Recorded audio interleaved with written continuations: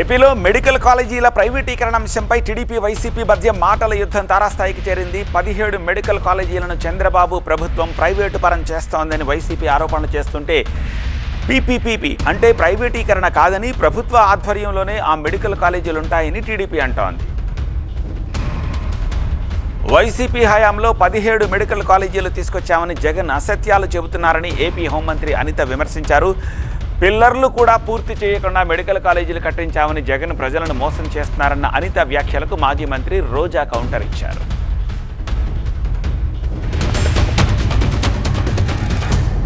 PPP model అంటే public private partnership అండి. ఇది జేపీపీ మోడల్ కాదు, జగన్ ప్రైవేట్ పార్ట్నర్షిప్ కాదు, ఇది PPP, public private partnership. PPP అంటే ప్రైవేటీకరణ కాదు అని అనిత అంటుంది. మరి పీపీపీ అంటే ప్రైవేటీకరణ కాకపోతే రౌడీ షీట్లకు ఇచ్చే పెరోలా అని నేను అడుగుతున్నా.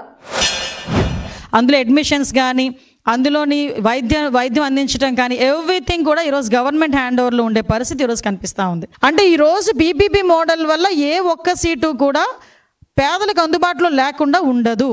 యాజ్ పర్ రూల్ ఏదైతే జరుగుతుందో ఇంతవరకు ఎలాగైతే జరిగినాయో అలాగే జరుగుతాయి. ఇందులో మా తాలూకు ఉత్సుకత ఏంటంటే తొందరగా పని అవ్వాలి, తొందరగా ఈరోజు మెడికల్ కాలేజెస్ ఓపెన్ అవ్వాలి.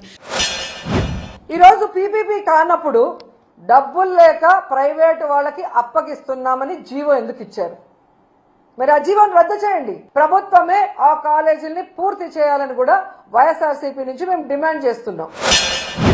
ఈ లండన్ మందులు మానేసి మెడికల్ కాలేజీల గురించి మాట్లాడుతున్నాడండి అని అంటే అతనే మీ అందరికీ తెలుసు పులివెందుల ఎమ్మెల్యే గారు జగన్మోహన్ రెడ్డి గారు.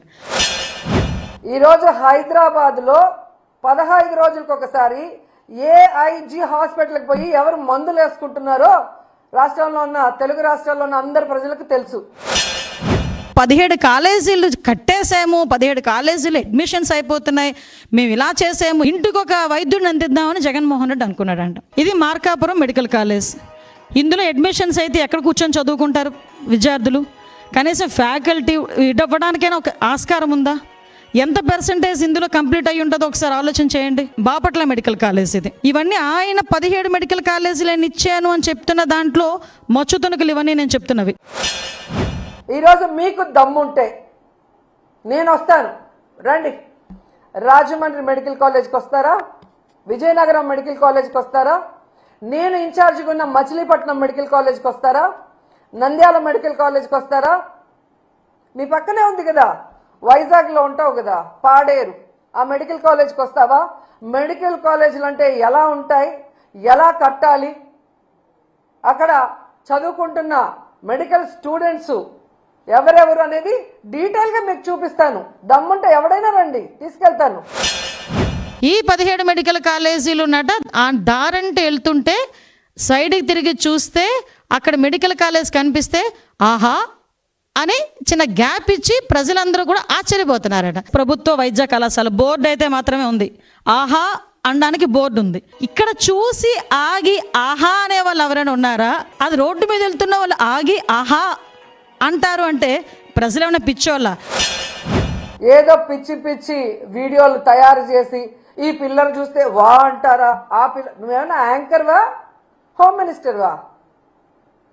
ఏదో షోలో యాంకరింగ్ చేసినట్టు యాంకర్ లాగా మాట్లాడుతున్నావు. పిల్లలు చూసి వావ్ అంటారా అని. జగన్మోహన్ రెడ్డి గారు ప్రజలకి మంచి చేశారు, మీలాగా ఈవీఎంలను మేనేజ్ చేసుకుని అధికారంలో రాలేదు.